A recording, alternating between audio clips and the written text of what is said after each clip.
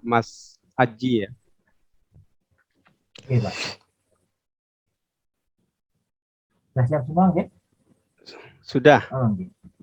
Bismillahirrahmanirrahim. Assalamualaikum warahmatullahi wabarakatuh. Waalaikumsalam warahmatullahi Waalaikumsalam wabarakatuh. Alhamdulillahirabbil alamin wa bihi nasta'in wal umuri dunya waddin wassalatu wassalamu ala asrofil anbiya'i wal mursalin nabiyina wa maulana Muhammad sallallahu alaihi wasallam. Alhamdulillah, anak-anak, di sini kita berjumpa di kelas yang kita cintai dan semua alhamdulillah hari ini sepertinya berangkat semua. Ini masih ada 2 yang terlambat tapi masih dalam perjalanan ini sepertinya. Tapi insya Allah semua pasti dilancarkan untuk masuk ke kelas ini. Ya anak-anak, kali ini saya akan menyampaikan beberapa materi penting kaitannya di semester 2 kelas 7 ini, dan pastinya anak-anak harus memperhatikan agar kita bisa memulai pembelajaran lebih hikmat dan pulang pun anak-anak membawa ilmu yang bermanfaat. Allahumma amin. Ya. Kemudian sebelum memulai pembelajaran, alangkah baiknya akan saya share terlebih dahulu beberapa hal penting yang akan kita bahas dan semoga kita dilancarkan. Oke anak-anak, siapkan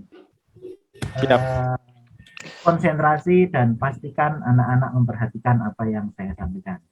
Oke anak-anak, pada kali ini kita akan membahas tentang Khulafaur Rasyidin, penerus perjuangan Nabi Muhammad Shallallahu Alaihi Wasallam. Ini tidak saya perbesar karena laptop terlalu lelet ya. Kemudian di sini materi ini adalah materi terakhir sebelum kita beranjak pada penilaian akhir tahun. Adapun di sini tujuan pembelajaran yang akan kita capai yaitu anak-anak semua. Yang pertama, setelah nanti anak-anak berdiskusi dan menggali informasi melalui metode quick on the draw, peserta didik dapat menyebutkan sikap terpuji yang dimiliki Khulafaur Rasyidin dengan tepat dan benar. Tidak hanya benar saja, tapi tepat. Kemudian, tujuan yang kedua, setelah berdiskusi dan menggali informasi melalui quick on the draw, peserta didik dapat menjelaskan sikap terpuji yang dimiliki oleh Khulafaur Rasyidin dalam pertemuan pertama ini pada KD ini. Kemudian anak-anak, selanjutnya, saya ingin bertanya lebih jelas ataupun lebih tepat kepada anak-anak. Mungkin di sini ada yang sudah paham dan jelas tentang Khulafaur Rasyidin. Adakah di sini yang kalian ketahui tentang Khulafaur Rasyidin? Saya ingin bertanya dengan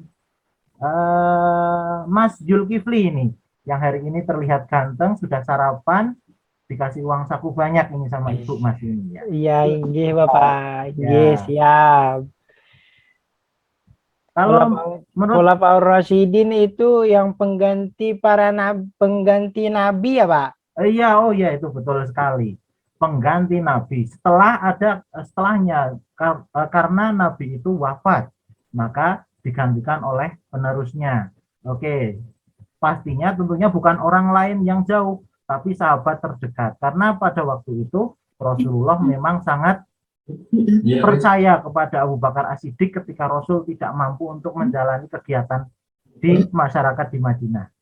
Kemudian ada di sini Pak, saya juga mau bertanya dengan ini Mbak Rusmini ini yang terlihat cantik juga ini, sudah mandi, uang sakunya banyak ini. Coba Mbak Rusmini apa ya?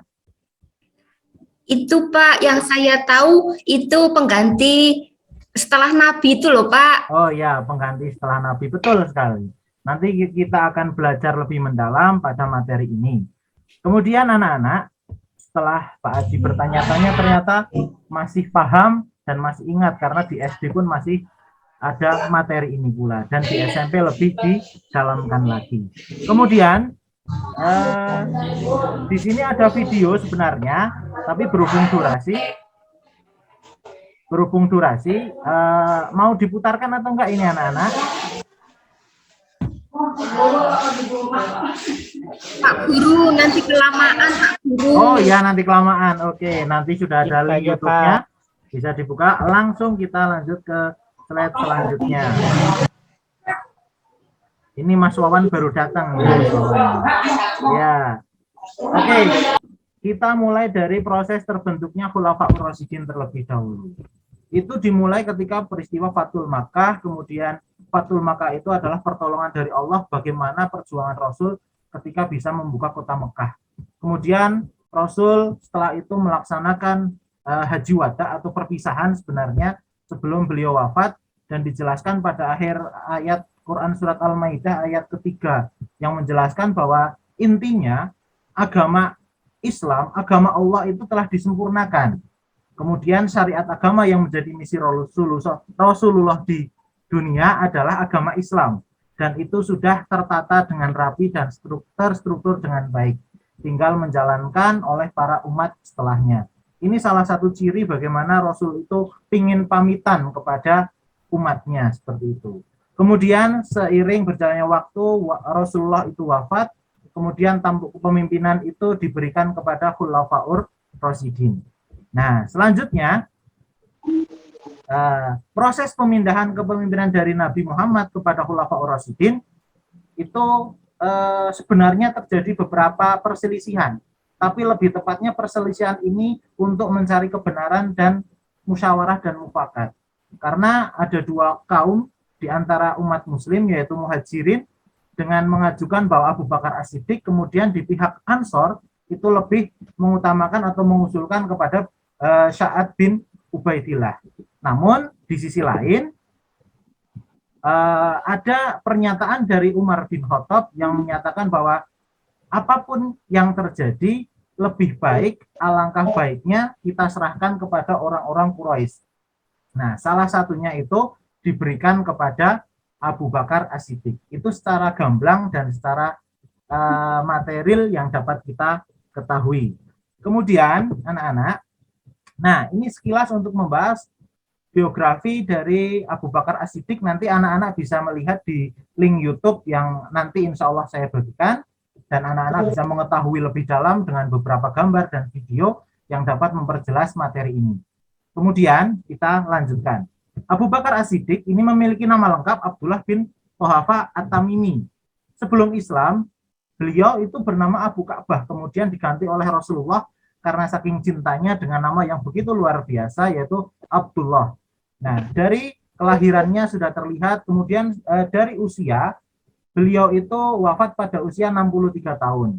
Kemudian Abu Bakar itu sebenarnya ada arti bahkan As-Siddiq. Kita langsung saja kepada As-Siddiq. As-Siddiq itu kenapa bisa dijadikan sebagai gelar untuk Abu Bakar?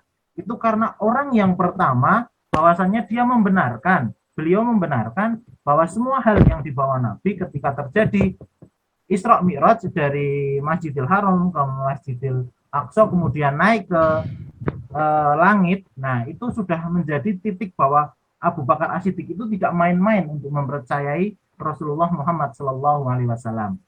Kemudian anak-anak, sifat-sifat Abu Bakar kita bisa ketahui di sini dari biografi yang ada, usaha, prestasi Khulafaur Rasyidin dari Abu Bakar As-Siddiq. Kita lihat terlebih dahulu sifat-sifat Abu Bakar As-Siddiq. Ini sudah pasti anak-anak ketahui karena di LKPD ada, di buku pegangan siswa ada, kemudian di LKS yang mungkin anak-anak beli ataupun buku bacaan di perpustakaan, anak-anak mengetahui itu semua. Sifat-sifat Abu Bakar di sini, yang pertama, menerima kebenaran Nabi Muhammad SAW, itu sudah jelas. Kemudian ucapannya selalu benar, dia memiliki wibawa, kemudian bersikap tegas, dan seterusnya. Kemudian prestasi yang diperoleh oleh Abu Bakar ini sangat luar biasa. Ketika itu banyak orang murtad karena peninggal Rasulullah Muhammad SAW. Banyak orang yang mengira setelah Rasul wafat berarti kita sudah tidak ada tanggung jawab terhadap agama Islam. Bahkan untuk membayar zakat pun begitu enggan. Padahal Islam itu mengikat bahwa zakat itu penting bagi umat Islam. Nah, ini salah satu contoh bagaimana Abu Bakar menegakkan siapa yang tidak mau membayar zakat berarti dia harus diingatkan. Kemudian juga memerangi nabi palsu karena sepeninggal Rasulullah Muhammad SAW banyak sekali orang yang mengaku sebagai nabi. Nah, Abu Bakar merasa bahwa nabi terakhir itu Nabi Muhammad SAW dan tidak ada utusan yang lain, maka sudah menjadi hal yang baik untuk memusnahkan orang-orang yang mengaku nabi palsu tersebut. Kemudian sebelum adanya Mushaf Utsmani pun Abu Bakar sudah mencoba kalau nanti penghafal Al-Quran wafat, bagaimana dengan Al-Quran yang akan kita baca untuk umat selanjutnya. Abu Bakar sudah berpikir untuk menghimpun itu semua, walaupun dalam penulisannya pada khalifah selanjutnya. Kemudian yang terakhir yaitu memperluas wilayah Islam, Irak dan Syria. Ini dari Abu Bakar As-Siddiq. Kemudian selanjutnya kita berlanjut ke khalifah selanjutnya, karena di materi ini yang kita bahas adalah dari 4 khalifah, yang kita bahas adalah ada 2, Abu Bakar As-Siddiq dan Umar bin Khattab. Umar bin Khattab pasti anak-anak sudah mengetahui bahwasannya Umar ini memiliki jiwa yang sangat berani sebelum dan sesudah masuk Islam. Bahkan pernah terjadi Umar itu merasa sangat benci kepada Rasul Muhammad SAW setelah beliau mengetahui adiknya membaca Al-Quran, hatinya mulai tersentuh. Itulah hidayah yang diberikan Allah kepada Umar, bahwa Islam itu damai, Islam itu memberikan kesejukan, Islam itu menenangkan, dan Islam itu merangkul semua makhluk di dunia ini. Kemudian langsung saja karena materinya panjang, sifat-sifat dari Khalifah Umar bin Khattab. Yang pertama itu khalifah yang tegas, berani dan keras. Keras itu ada ukurannya, berani itu ada batasnya, kemudian tegas itu untuk menegakkan syariat yang ada. Kemudian perasaan mudah tersentuh. Contohnya ketika adiknya membaca Al-Quran pun hatinya begitu terenyuh, begitu tersentuh, dan bahkan dia langsung ingin bertemu dengan Rasulullah Muhammad SAW untuk masuk menjadi muslim yang kafah, seperti itu. Kemudian memiliki ketegasan dalam berpidato, lantang, gigih dalam menyebarkan agama Islam, dan lain sebagainya. Kemudian prestasi yang diperoleh oleh Khalifah Umar bin Khattab yaitu memperbarui sistem pemerintahan, membentuk dewan-dewan untuk sosial, kemudian untuk peperangan, dewan keamanan, bahkan sampai prajurit-prajuritnya diberikan beberapa hal yang dapat menjadi memudahkan untuk syiar Islam di negeri yang lain. Kemudian membuat mata uang baru, kemudian didirikan tentara yang tetap digaji oleh pemerintah, itu salah satu halnya. Kemudian anak-anak setelah mengetahui beberapa hal di sini, mari kita langsung saja mengetahui anak-anak. Di sini ada beberapa siswa yang sudah saya absen. Setelah saya lihat di dalam ruangan kelas ini, Mbak Rusmini hadir, Mbak Farida hadir, Mas Wawan Ganteng hadir, Mas Auria hadir, Mas Zulkifli hadir, dan lain sebagainya hadir. Nah, sekarang tinggal anak-anak silakan, karena hari ini boleh membawa handphone.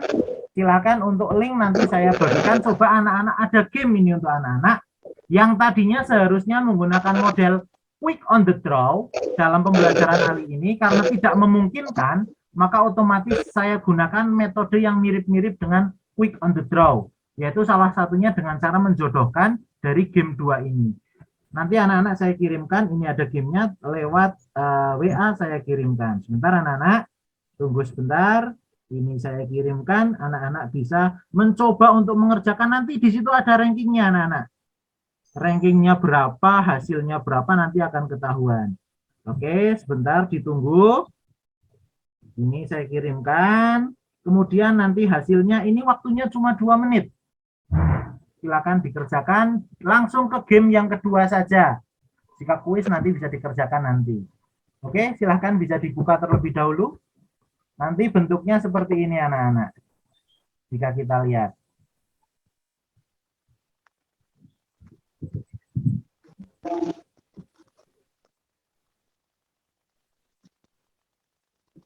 Mohon maaf HP Pak Guru ini lambat ini karena ini sisa penjajahan ini. Mohon maaf sekali karena memori terlalu terbatas ini. Bentar, ini ternyata laptopnya berhenti mendadak. Masih buffering, berputar. Oke, sambil menunggu laptopnya menyesuaikan diri, anak-anak, itu ada 2 khalifah yang harus kita lebih tindak lanjuti untuk bersifat, bersikap, dan paling tidak apa yang dilakukan oleh beliau-beliau semua, itu pada dasarnya itu untuk meninggikan martabat kita sebagai manusia. Rasul sudah mencontohkan begitu baik, ditambah dengan orang-orang pilihan jadi pemimpin setelah Rasul, maka setidaknya kita dapat mencontoh. Kalau mengimani itu Rasul, tapi untuk Khulafaur Rasyidin kita mencontoh hal-hal baiknya.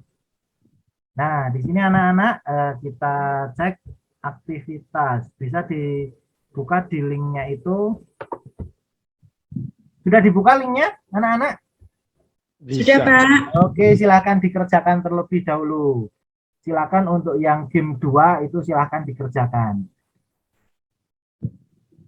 Nanti akan ketahuan peringkat berapa. Nanti boleh diulang-ulang di rumah sampai betul semua. Itu ada 5 nomor. Kemudian di situ ada kuda, tapi berhenti di situ kudanya.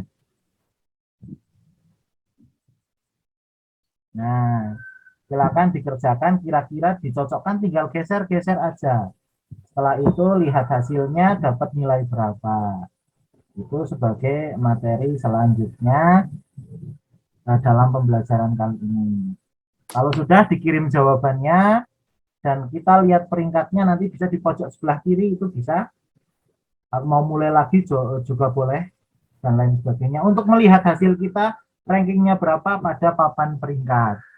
Nah, itu nanti akan terlihat. Ternyata masih mengerjakan, begitu bagus, luar biasa. Ada yang sudah ngirim? Anak-anak udah ada yang ngirim? Belum, Mbak. Oh, belum ya, silakan dikerjakan terlebih dahulu. Apa lagi ini loh? Saya sudah, Pak. Oh ya, dapat peringkat berapa, Mas? Belum lihat lagi, Pak. Oh, belum lihat lagi. Boleh dicoba lagi.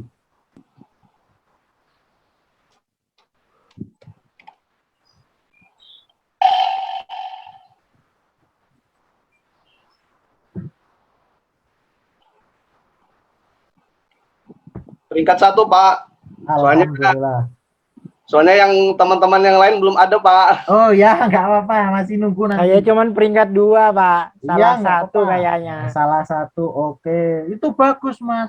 Berarti memang sudah lebih paham dari sebelumnya. Berarti perlu ada pembelajaran lebih lanjut, perlu dikerjakan buku yang sudah anak-anak pegang di rumah sambil bersanteria, dibuka bukunya. Walaupun 5 menit selesai 100 nomor nggak apa-apa, yang penting benar gitu ya. Daripada 1 jam dapat 10 nomor salah semua, itu jangan sampai ya. Yang penting tetap semangat untuk belajar dan menambah literasi.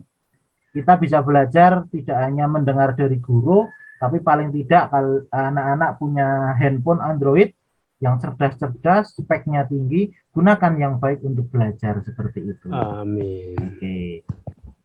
Anak-anak karena waktunya ini semakin cepat berjalan, bahkan sudah melampaui, kita langsung ambil kesimpulan saja ya anak-anak.